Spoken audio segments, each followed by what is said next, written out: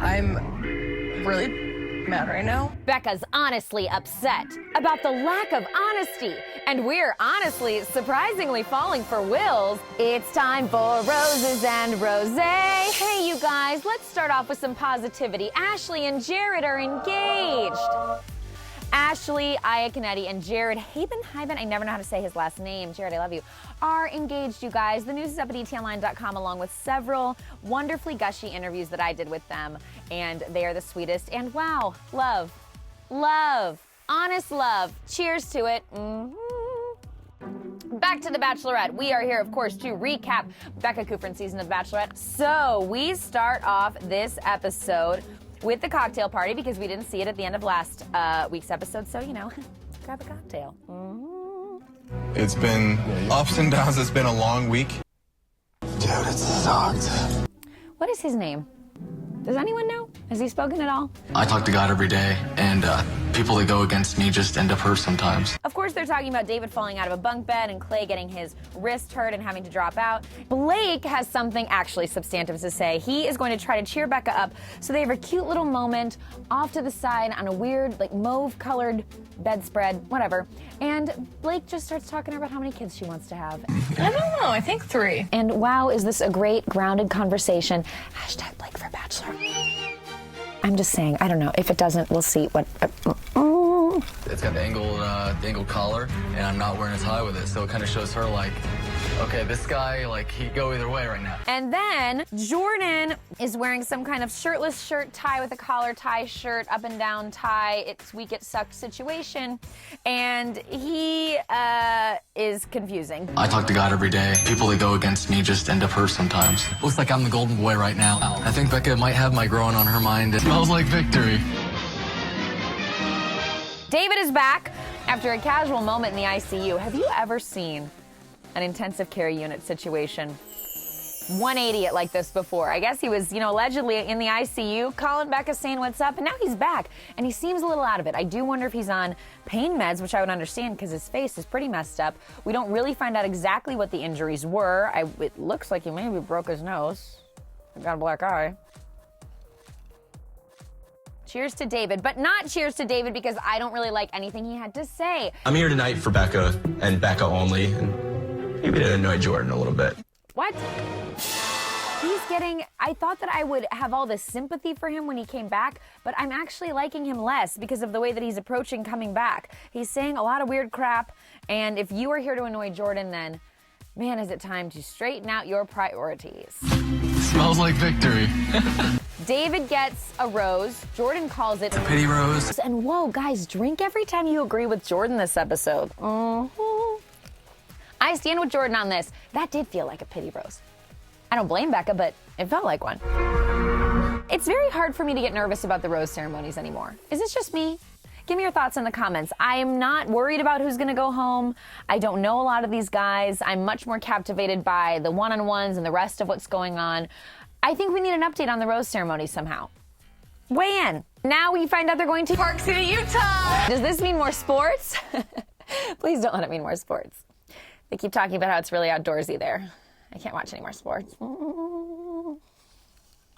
I realize why this season has felt so sports heavy, because not only do they do sports related activities, which is normal and typical and great, but we have like 2 football players, I think, a basketball player. Like there's also a lot of, I guess you'd call them athletes.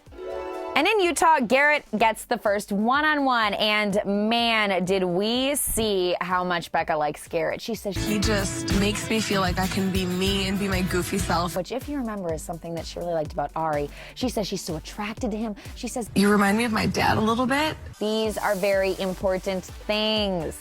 Very important things. I like these cuts between the deepness of the one-on-one and the hilariousness of what's going on back at the house where all the guys are, because we find out that Lincoln doesn't think that the earth is round. Convince me that the earth is flat. Lincoln says it's flat. I just personally think I need more evidence. I don't know how else to say this. Lincoln thinks the earth is flat. He thinks that friction is what's holding us all up here. Do you know why you can walk and not slip off? Friction. Friction. Yes. And he thinks the earth is flat. If the water's there, why isn't it falling down? I'm not going to say let me know your thoughts in the comments because the earth is round, guys. It's round. So that's that. If you missed the news, you can get it at etonline.com. And basically, it has come out that Lincoln was arrested and has a criminal past and still somehow made it onto the show and has been convicted of a crime. So that is very problematic. And I don't know what else to say about it. It's obviously some kind of mistake, and obviously something needs to be addressed so that these mistakes don't happen again in the future. And it's very unfortunate, and I feel bad for Becca. We're going bobsledding. Let's go! So Garrett and Becca are gonna go bobsledding, and they're like, oh my gosh, are we having the most perfect date right now? And like, yes, this is another problem with the franchise. You are having a perfect date right now. Who gets to do this? You're on a TV show, and you know, when you get off the TV show, whatever relationship Becca ends up in, she's gonna have to find a way to ground it. I think we need to do some kind of date that's really a struggle, you know, where the bobsledding isn't handed to someone. Some kind of survivor type date. Like, leave them on a desert island for a hot minute and see what happens, you know? That's the way to get to know somebody, is when you gotta find a way to get water. You guys ever watch Naked and Afraid? It's a bear. Oh my gosh. Seeing a Naked and Afraid Bachelorette crossover date in the future, and I'm liking it. I keep saying that this is reverse dating, where you put everything out on the table right away. I really like how with Becca's season, they're kind of breaking the fourth wall a little bit and acknowledging the process. Becca has several times said to guys, like, you need to open up quickly for us to move forward here. And she tells Garrett. So what were your past relationships? I mean, when was the most recent one? And we find out Garrett was married for 2 months. Only 2 months. That's not a great story. But he says he's here for Becca and he's moved on, and it was 2 years ago and he's ready for love. Okay, everybody makes mistakes. Here we go. That's all we can do is take him at his word. That's all we've got in this process. Honesty on the journey. Then the group date. It's a lumberjack date, so not totally a sport. Drink every time it wasn't totally a sport. Is bobsledding totally a sport? I guess it's an Olympic thing. Okay, well, whatever. Chance to drink. A one shot. All right, here we go. You know, at 14, girls were falling for Leonardo DiCaprio. Titanic. I was falling for the lumberjacks. So Becca says that when people like me were into Leo, she was into lumberjacks. What? Let's not diss Leo. He's a heartthrob of America. Then you have guys like Jordan, not necessarily an outdoorsman. He showed his true colors in the spa. Really good with nail polish. Really good with nail polish. David slammed Jordan again, saying his big insult was that Jordan knows how to paint nails well. But I stand with Jordan. Jordan knew also how to chop a log in half.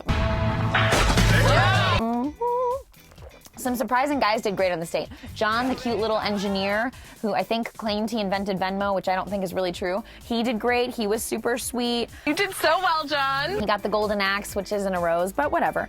And Jason was cracking me up. I mean, that guy's in the middle of Utah, and he looks like a cast member of the original Wall Street. The illusion has become real. He's got his, like, New Yorker, full-length brown coat on and his hair slicked back, and he's like, these guys are all beefed up. It's like they're carrying freaking luggage. He's really pretty funny. I like Jason. And I like that he acknowledged. I'm scared. We need to that. Okay. I had such a fun time watching. It is. And then Jason and Becca have a cute moment, and she says he's a very good kisser. And I believed her because they zoomed in so much. And his pace did look good. The thing is, Becca says a couple times that, like, things are going so well. And I'm just having a really, really good time. And when things are going so well, or they're saying they're going so well, that's foreshadowing, isn't it? Literary term. That they're gonna not go so well quite soon, because we've got a show to make here. So rather surprisingly, Colton also confronts Jordan. Deal.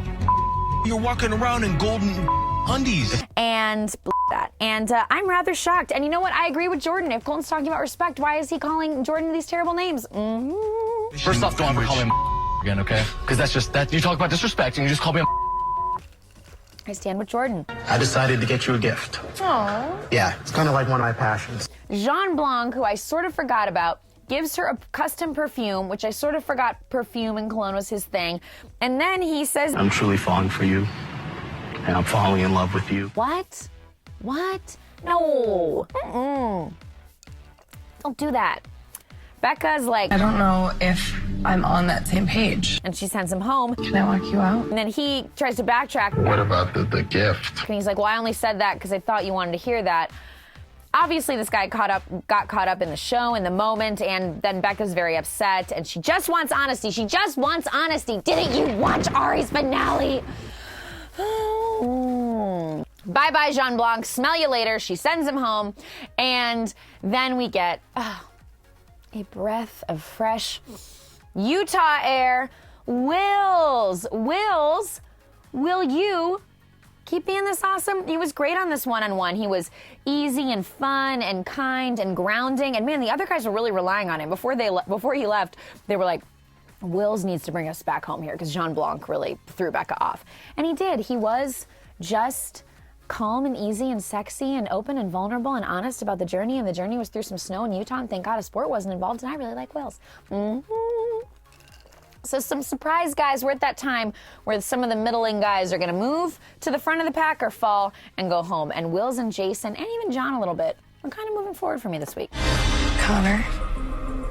Then we get another rose ceremony, and a guy who wore a tracksuit earlier in this episode and the athlete, the Harlem Globetrotter guy, go home. So bye. Is the blonde man bun guy still there? I was looking for him at the end. I don't know what happened to him. If anybody knows, please let me know in the comments. I really don't know. I never knew his name, and I don't know if he's still on the show or not.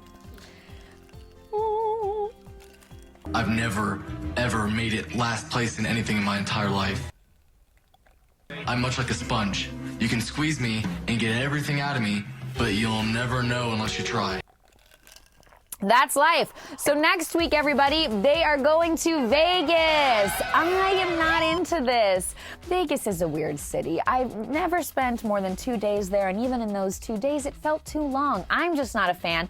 I would have rather had some more amazing, sexy champagne outdoor hot tub moments in Utah. I don't even think we got an outdoor hot tub, which I love when they do in cold weather. It's my dream. So Vegas, we'll see what happens. I have to look out for myself. And it seems like Chris is going to take a turn for the worse next week, which usually happens when someone gets an early one-on-one and then they don't get a lot of time with the person for a while. They get in their head. Blake is really holding it down, staying calm in that regard, by the way. Who are you guys liking at this point? So let me know what you guys thought also of the Lincoln issue. And man, it's been a couple of scandals already for Becca this season, and I feel bad for her, but she's staying strong through it all. And yeah, thank you guys so much for watching. Wills? You be into Wills? Bye!